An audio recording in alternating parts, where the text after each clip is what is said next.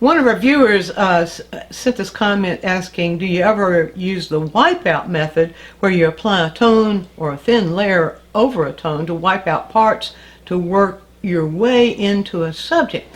And she asked for a tutorial. So let's do it.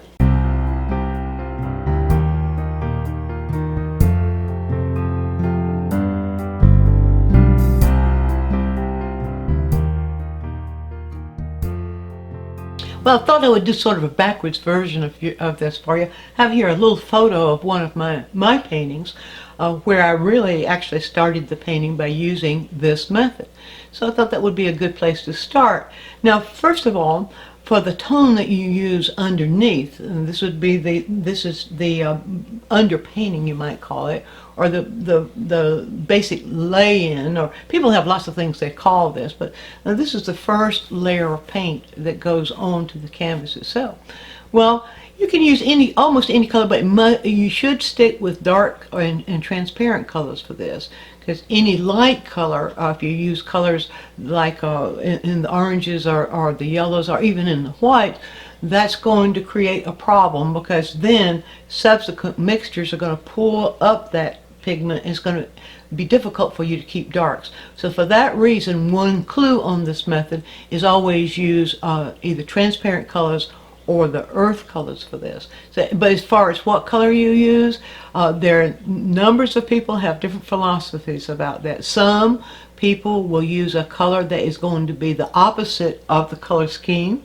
Some people use a color that's going to be within the color scheme, and other people just use a neutral color. So that you'll find on YouTube, and you'll find in your workshops lots of different ideas about how to start and what color to use. So that's out of the way. Now for this scene, I actually started out with a neutral color. I tend to either start, if I'm using this method, I tend to start either with a more neutral color or a cooler, like ultramarine blue. Ultramarine blue is a really, really good color to start this approach. The other thing, the way I start is I always start by delineating the difference between what's in shadow and what's not in shadow. And that's the way I start every single painting I do. And therefore, I always develop what I call a no-tan based on that. We all know that a no-tan is a design made of light and dark.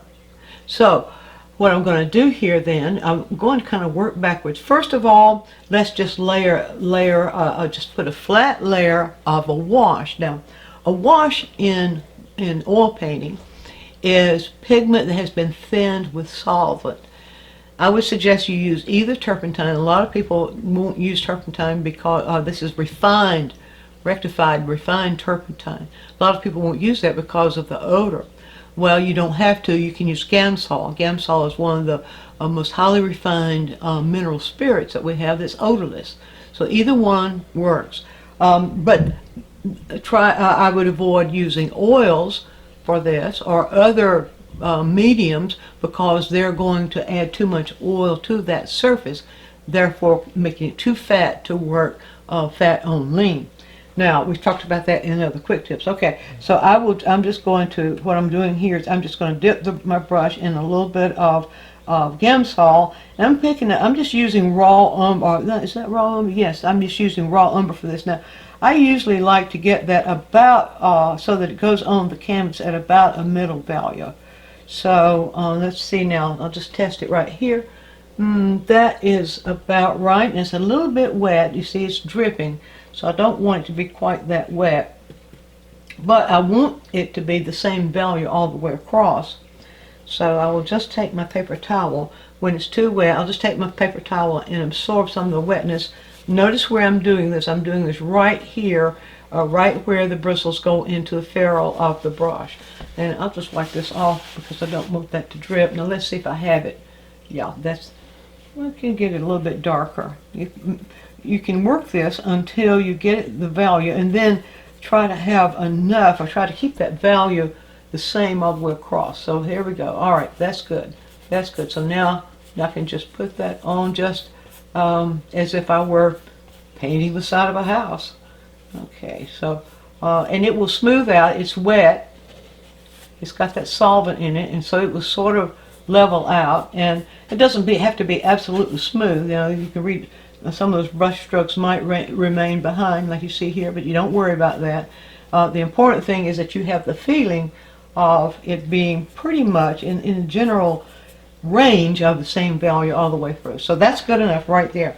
Now, the next thing I want to do is show you about the lift out. I want to lift out everything that's not in shadow. Now, if you're working in a different method, you could choose your own way of how you select what to lift out. But I'm going to lift out everything that's not in shadow. And so I could start to lift out anywhere I want to, but what I'm doing here, this is the Viva paper towels. I like those because they don't have a pattern on them. They're really easy to work with. If you don't have those, then either using a toilet tissue that has no design on it, or a facial tissue like Kleenex or one of those that has no design on it. Something that won't leave an impression behind. So I'll just start. Now you see in the painting, in this particular painting, the sun is behind. It's almost kind of three-quarter backlit, where the sun is behind. The sun is being caught by this group of trees right here as they're moving into the distance by the top of these, and the sun is reflecting onto the water. But this part and this frontal part right here are all in shadow. So when I lift out, I don't think of it in terms of shape yet. I only think of it in terms of light and shadow. So I'm going to be lifting out according to what's not in shadow. And of course, if you're on a regular canvas like that and you get drips like that, you can just wipe them off, so I'm not even going to worry about that. All right, so I'll squint at the scene, and then I'll start lifting out. And I just can pull them. If you're doing this while it's still wet, you see how easily it comes off.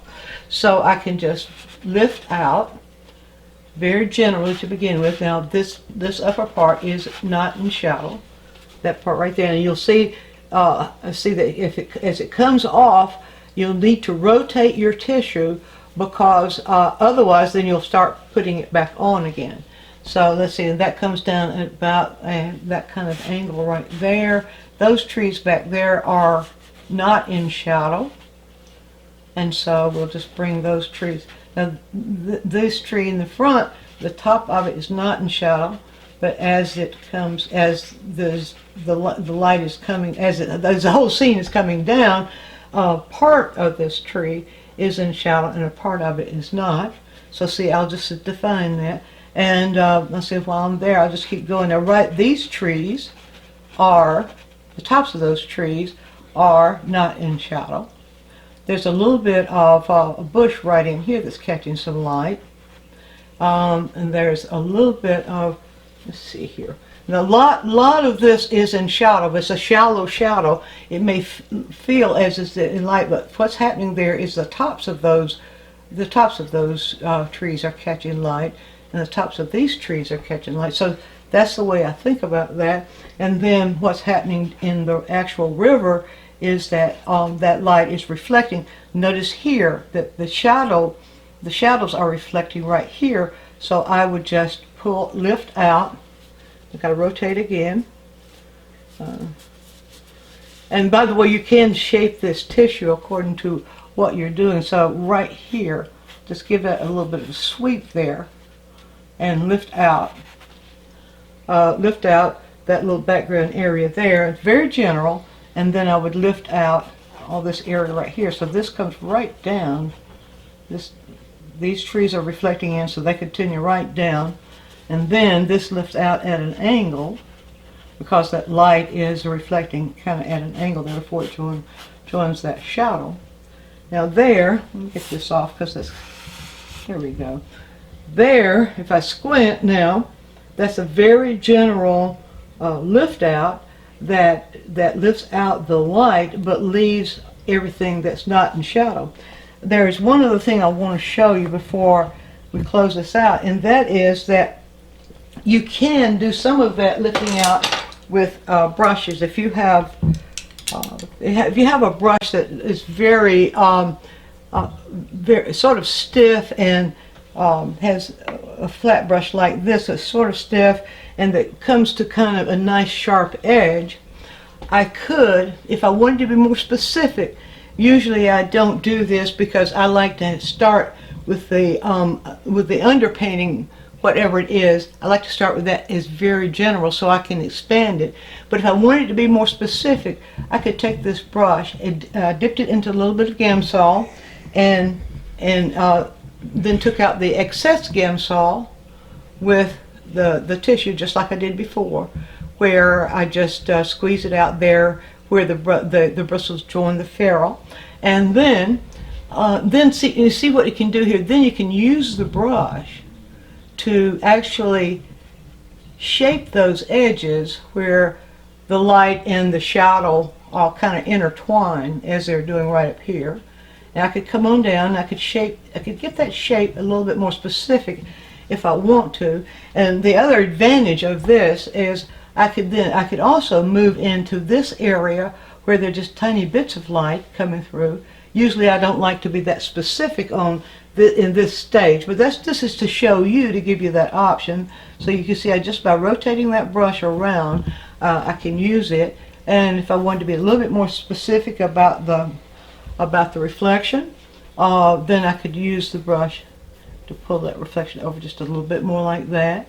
There's a little bit of light hitting off on that rock right there. Maybe I want to make that note to myself, and then I could use the brush back and forth like that in the movement that the water moves in, and make those reflections, where the reflections join the light, a little bit more interrelated, and that sort of thing. But that's the way you do that lift out. It's a very general thing, and then each artist is going to adapt this particular technique to however whatever your approach to painting is. Now, this is one way to begin a painting. There are many ways to begin a painting, but this is one that you might try. Now, what you want to do is to allow all this solvent to evaporate before you actually start painting. It won't take long. Just within minutes, you'll find that when you go and touch it, that's already almost already dry right up here. So, but you do want that solvent to evaporate before you actually start painting, because it will weaken the paint layer if you begin painting instantly. And not only that, but if you begin the painting instantly, this color that you use underneath is just going to mix in. So allow that to get dry, and then approach your painting in the way that feels best to you. And there's your quick tip. Hope you enjoyed this quick tip. If you have questions or a suggestion for a quick tip, leave us a comment right down here in the YouTube comment box. And take a trip over to DianeMinds.com and look at all the things we have there for you, including full-length video tutorials. And while you're there, sign up for our newsletter so you'll always be informed of our latest adventures. Thanks for watching.